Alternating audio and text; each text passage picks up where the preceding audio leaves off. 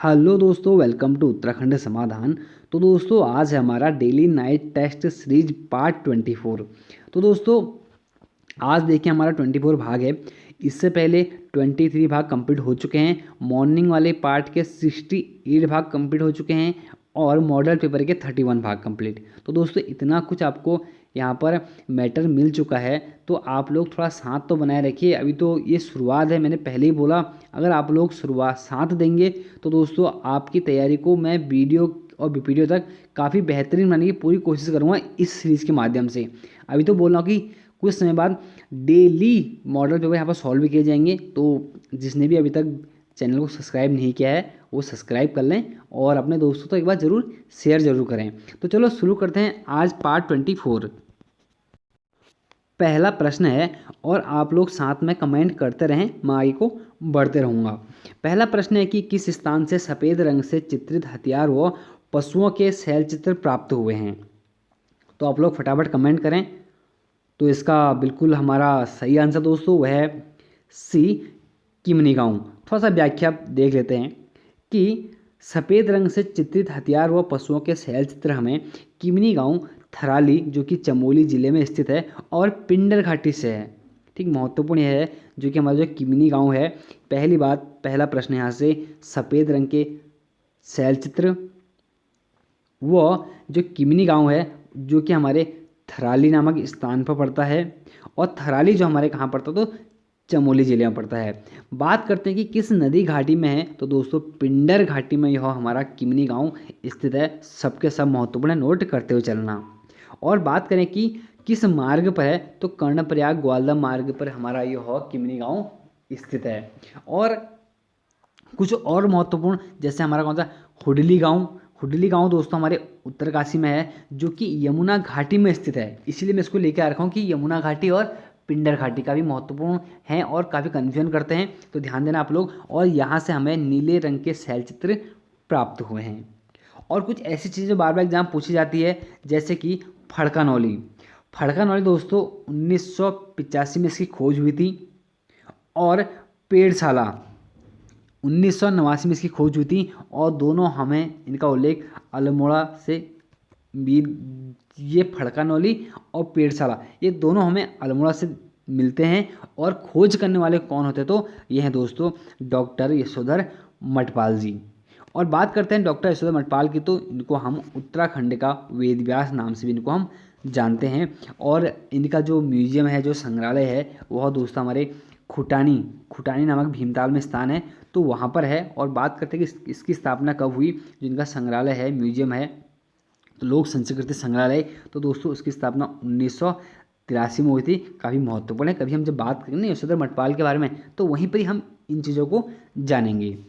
दूसरा प्रश्न है कि महाभारत के किस स्थान को महाभारत में किस स्थान को समस्त तीर्थों का शिरोमणि व समग्र पापों का विमान विमान विमान विनाशक कहा गया है। तो इसका जो सही आंसर दोस्तों वह है आपका, फटाफट कमेंट करते रहें आप लोग। तो इसका सही आंसर हमारा वह है डी, देवप्रयाग। तो अब व्याख्या जान लेते हैं कि महाभारत में समस्त तीर्थों का शिरोमणि व समग्र पापों का विनाशक। ठीक है, इसको थोड़ा सा विनाशक कर लें, थोड़ा सा गड़बड़ हो गई थी, इसको हटा दो। ठीक, पापों का विनाशक हम बोलते हैं किसको, देवप्रयाग को। और देवप्रयाग के हमारे कुछ अन्य महत्वपूर्ण नाम हैं जैसे कि सुदर्शन क्षेत्र, इंद्रप्रयाग। ये तो काफ़ी महत्वपूर्ण है, दोनों आप इनको तो नोट करिए लें कि काफ़ी महत्वपूर्ण ये दोनों चीज़ें। उसके बाद है कि देवप्रयाग दोस्तों, देवप्रयाग में जो हमारा संगम होता है वो होता है हमारे अलकनंदा व भागीरथी का। यहीं से ही हमारी जो भागीरथी है वो गंगा के नाम से जानी जाती है, आप लोगों को पता ही है। और हम अलकनंदा को बहू के नाम से जानते हैं और भागीरथी को हम सास के नाम से जानते हैं। और हमारे जो प्रमुख पंच प्रयाग हैं उन पंच प्रयागों में हमारा यह अंतिम प्रयाग है। बात करें कि समुद्र तल से लगभग 772 मीटर की ऊंचाई पर हमारा यह देवप्रयाग स्थित है। और देवप्रयाग में हमारे दो प्रमुख कुंड हैं। एक कुंड है हमारा ब्रह्म कुंड जो कि भागीरथी की तरफ है और दूसरा हमारा कुंड है वशिष्ठ कुंड जो कि हमारे अलकनंदा की ओर है। और जो एग्जाम में पूछा गया प्रश्न है कि शंकर गुफा कहाँ है, तो ये भी हमारे दोस्तों हमारे देवप्रयाग में है। और हिमालय नक्षत्र वेधशाला ये भी हमारे कहाँ है, तो देवप्रयाग में है। और भी बहुत कुछ है, इसकी जो हिमालय नक्षत्र वेधशाला है इसकी स्थापना 1946 में हुई थी। और रघुनाथ मंदिर हमारे इसी देवप्रयाग में है। और लक्ष्मण जी ने जहाँ पर तपस्या की थी तपोवन, वो भी हमारे इसी देवप्रयाग के आसपास ही है। और शीतोनश्यु पट्टी वो भी हमारे इसी देवप्रयाग में ही है, लेकिन हमारा जिला चेंज हो जाता है। इतना सा ध्यान देना कि रघुनाथ मंदिर और तपोवन हमारे टिहरी में है, लेकिन जो शीतोनश्यु पट्टी है तो वो देवप्रयाग में, लेकिन वो हमारे पौड़ी जिले के अंतर्गत आता है। तीसरा प्रश्न है, कुमाऊं में टमटा सुधार सभा का गठन कब हुआ? तो इसका बिल्कुल हमारा सही आंसर है दोस्तों, फटाफट कमेंट करें आप लोग। जी बिल्कुल, ये आंसर सही है, 1905। अब थोड़ा व्याख्या कर लेते हैं। कुमाऊं में टमटा सुधार सभा का गठन 1905 में हुआ और इसके बाद 1911 में हरिप्रसाद टमटा ने दलितों के लिए शिल्पकार शब्द हमारा प्रयुक्त किया। और दोस्तों फिर आगे जाके एक हमारी डोला पालकी आंदोलन चलता है, जिसका नेतृत्व हमारे जयानंद भारती जी द्वारा होता है, और वह सन होता है दोस्तों 1930। फिर दोस्तों क्या होता है कि काफ़ी सुधार होते हैं, काफ़ी विस्तार होता है। फिर 1931 में कुमाऊं शिल्पकार सभा का गठन होता है, वो भी कहाँ, हमारे अल्मोड़ा में। और उसके बाद दोस्तों एक दिन ऐसा भी आता है जब अमन सभा की स्थापना होती, कहाँ, लैंसडाउन में 1935 में। थोड़ा सा दोस्तों इसमें थोड़ा करेक्शन कर लेते हैं कि अमन सभा की स्थापना लैंसडाउन तो होती है, लेकिन 1935 में नहीं दोस्तों, नवंबर 1930 में हुई थी। थोड़ा सा टाइपिंग मिस्टेक हो जाता है, बाकी टेलीग्राम पर इसको भेज दूंगा, लेकिन आप लोग सही कर लेना, ठीक, गलती मत करना। पांचवा प्रश्न है कि नैनीताल जिले में किस ताल को कमल ताल भी कहते हैं? नैनीताल जिले के अंदर हमारा एक ताल ऐसा है जिसको हम कमल ताल भी कहते हैं। कमल ताल क्यों बोलते होंगे? क्योंकि यहाँ पर कमल पुष्प की अधिकता अधिक होगी। तो हाँ दोस्तों, बिल्कुल इसका सही आंसर हमारा वो है डी, नल ताल। व्याख्या कर लेते हैं कि नैनीताल के कुछ प्रमुख ताल हमारे, जैसे कि नैनीताल, भीमताल, नलताल, जिसको दोस्तों हम कमल ताल के नाम से भी जानते हैं। और भीमताल हमारे कुमाऊं की सबसे बड़ी झील है। और नैनीताल दोस्तों एक ऐसी झील है जो कि शायद उत्तराखंड की सबसे प्रसिद्ध झील होगी। सर्वाधिक पर्यटन कहीं हमारे आते हैं तो हमारे नैनीताल में ही आते हैं। और भीमताल सबसे बड़ी झील होगी बोल दिया मैंने। और नल ताल मैंने पहले ही बता दिया आपको, इसको कमल ताल बोलते हैं। और दोस्तों नौकुचिया ताल, जैसे कि ये मान लीजिए आप अगर कोई है तो नौकुचिया ताल, नल ताल से कमेंट जरूर करें। ये देखिए, ये हमारा नौकुचिया ताल है और ये हमारा कौन सा, नल ताल है। बीच का बस रास्ता है, इतनी सी बात है। प्ले लिस्ट में वीडियो पड़ी है उत्तराखंड का पर्यटन स्थल करके, यहाँ पर गया था मैं, तो मैंने वीडियो डाल रखी उसकी। ये हमारा कमल ताल काफ़ी छोटा सा है। ये हमारा ये हमारा कौन सा, ये नौकुचिया ताल है हमारा, ठीक, अंतर इतना सही है। और 7 ताल, 7 कोने, खुरपा ताल, सूखा ताल, सड़िया ताल और मलुआ ताल और हरीश ताल और लोखाम ताल, ठीक। और अगर बात करें कि इन सबसे ताल तो क्या सभी प्रमुख हैं, और खुरपा ताल दोस्तों ऐसा ताल है, इस ताल के चारों तरफ हमारे क्या है, सीढ़ीदार खेत हमें देखने को मिलते हैं। छठा प्रश्न है कि भुज पत्रीगाड़ किसकी सहायक नदी है? दोस्तों हमेशा मैं सहायक नदियों से प्रश्न लेके आता हूं और एग्जाम में पूछे भी जाते हैं, तो आप लोग फटाफट कमेंट करें। तो इसका बिल्कुल सही आंसर दोस्तों वह है बी, पूर्वी रामगंगा। थोड़ा व्याख्या जान लेते हैं। देखिए, पूर्वी रामगंगा की कुछ हमारी प्रमुख सहायक नदियां हैं, जिसमें कि सबसे प्रमुख तो भुजपत्री गाड़, गरगतिया गाड़, काला पानी गाड़ और बेलड़ गाड़। ये कुछ ऐसी हैं सहायक नदियां जो कि हमारी पूर्वी रामगंगा की प्रमुख सहायक नदियां हैं। और अब बात करते हैं पूर्वी रामगंगा की। इसका उद्गम दोस्तों पॉन्टिंग ग्लेशियर से होता है, ठीक। और बात करते हैं कि पूर्वी रामगंगा किसकी सहायक नदी है, तो यह हमारे सरयू की सहायक नदी है, जिसको कुमाऊं की सबसे पवित्र नदी हम मानते हैं। और बात करें कुछ और भी, सरयू और पूर्वी रामगंगा का जो हमारा संगम होता है वो हमारे रामेश्वर नामक स्थान पर होता है, जो कि पिथौरागढ़ के अंतर्गत हमारा पड़ता है। और बात करें कि पूर्वी रामगंगा की कुल लंबाई हमारी है वो 108 किलोमीटर है, हमारे कहाँ तक, हमारे इसी रामेश्वर तक। सातवां प्रश्न है कि बरमी बुग्याल किस जिले में स्थित है। बरमी बुग्याल, तो कमेंट करें आप लोग बरमी बुग्याल किस जिले में स्थित है। तो इसका बिल्कुल हमारा सही आंसर है दोस्तों, वह है डी, रुद्रप्रयाग। अब थोड़ा व्याख्या पहले जान लेते हैं कि रुद्रप्रयाग के कुछ प्रमुख बुग्याल हैं हमारे, जैसे कुछ ज़्यादा तो है नहीं लेकिन जितने हैं आपको उतने जानना बहुत जरूरी है। जैसे कि महेश्वर बुग्याल, क्योंकि रुद्रप्रयाग को हम महेश्वर घाटी के नाम से जानते हैं, जैसे कि केदारनाथ की वजह से शिवभूमि जानते हैं, बोल सकते हैं इसको। ठीक, तो हालांकि शिवभूमि दोस्तों देहरादून को बोलते हैं, कि बहुत सारे लोग कमेंट कर दें कि आप गलत बोल रहे ना।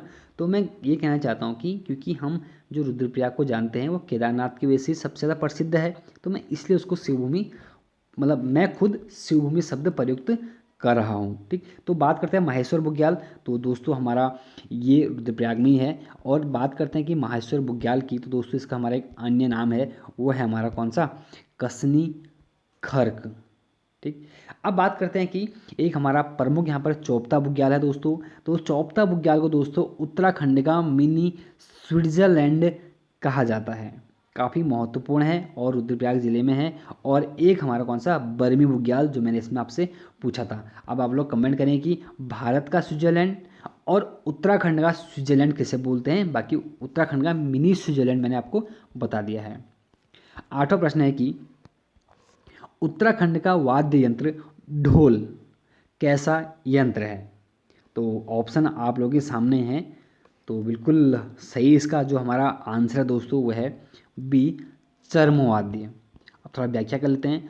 ढोल को राज्य वाद्य यंत्र 2015 में घोषित किया गया था। ठीक, आपको नोट करना ही करना है। उसके बाद बात करते हैं कि राज्य के कुछ चर्म हमारे वाद्य यंत्र हैं, ढोल, नगाड़ा, तबला, डफली, हुड़की, हुड़का, साइयाँ, डोर, दमाऊँ और धतिया। दोस्तों ज़्यादा कोई टफ है नहीं, आप लोग परीक्षाओं में देखें और बढ़िया करके वहाँ से एक बार उनको नोट कर सकते हैं, क्योंकि वहाँ पर बहुत बढ़िया करके हमारा दे रखा है। नवा प्रश्न है कि राज्य में महिलाओं द्वारा कंडवा आभूषण पहना जाता है। तो इसका बिल्कुल हमारा सही आंसर दोस्तों, प्ले लिस्ट में हमारी वीडियो पड़ी भी है। तो बाद में अभी जब ये लाइव हमारा सीजन ख़त्म हो जाएगा तो वहाँ पर मैं अभी एक लास्ट स्क्रीन पर दे दूंगा, वहाँ पर आप लोग इसको देख भी लेना। तो बिल्कुल इसका सही आंसर हमारा वह है डी, पैर। तो बात करते हैं कुछ पैरों के कुछ प्रमुख आभूषण, जैसे कि कंडवा, इसको सुधमन के नाम से भी हम जानते हैं, झिमरा हो गया, पोंटा हो गया, अमृतितार हो गया और पांजेब हो गया, और इमरती, पमलिया, पमलिया दोस्तों बिछुआ को बोलते हैं, और लच्छा और पुलिया। पुलिया दोस्तों पैर के तर्जनी उंगली पर पहनी जाती है। ये कुछ प्रमुख ऐसे हमारे आभूषण हैं जो महिलाओं द्वारा पैरों पर धारण किए जाते हैं। 10वां प्रश्न है कि चंपावत में नागनाथ मंदिर का निर्माण किस राजा ने करवाया था। दोस्तों हमारा चंद्रवंश चला था, कल की वीडियो में नहीं दे पाया था चंद्रवंश, क्योंकि मैं थोड़ा कल बिजी था। तो बात करते हैं कि चंपावत में नागनाथ मंदिर का निर्माण किसने किया। तो इसका हमारा बिल्कुल सही आंसर दोस्तों वह हमारा कीर्ति चंद। अब व्याख्या कर लेते हैं कीर्ति चंद के बारे में। कीर्तिचंद दोस्तों चंद्रवंश का 37वां राजा था, और जब हमारा कीर्तिचंद 37वां राजा कुमाऊं में था या चंद्रवंश में था, तो इस समय पर गढ़वाल में भी हमारा 37वां ही राजा था। आप लोग इसको नोट कर लें, काफ़ी महत्वपूर्ण है। और वह व्यक्ति था हमारा कौन, गढ़वाल का गढ़पाल अजयपाल। ठीक, बहुत महत्वपूर्ण है। और बात करते हैं कि कार्यकाल हमारा कीर्तिचंद का दोस्तों 1488 से लेकर 1503 तक है।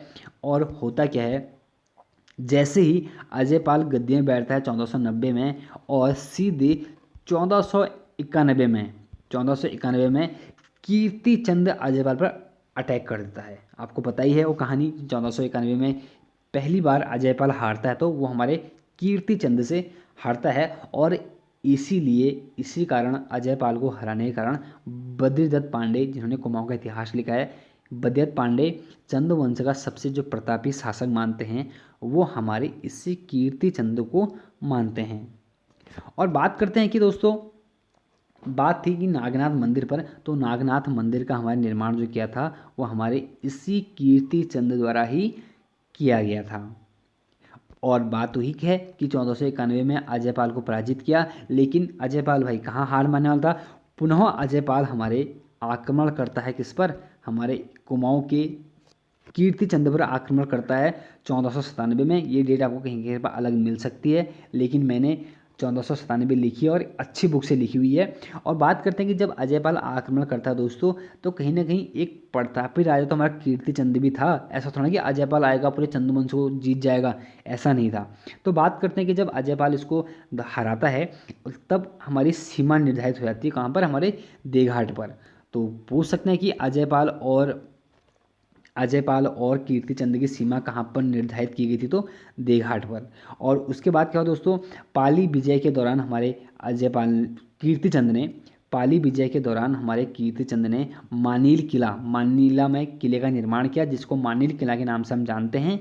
और फिर एक हमारे ऐसे व्यक्ति होते हैं डॉक्टर रुद्रदत्त पंत के अनुसार चंद्रवंश में सर्वाधिक जो साम्राज्य विस्तार करने वाला हमारा राजा था दोस्तों, वह हमारा था कीर्ति चंद। क्योंकि इन्होंने लिखा है कि भागीरथी से लेकर यहाँ काली तक क्या कहते हैं इसने अपना सीमा विस्तार किया था।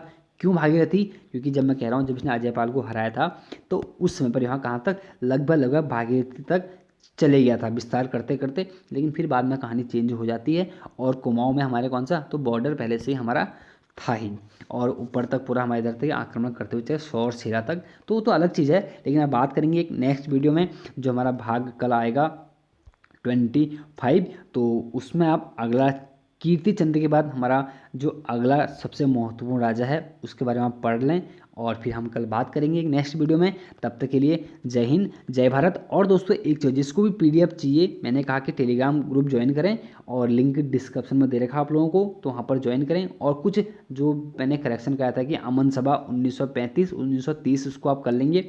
और फिर मिलते हैं कल एक नेक्स्ट वीडियो में, तब तक के लिए जय हिंद जय भारत।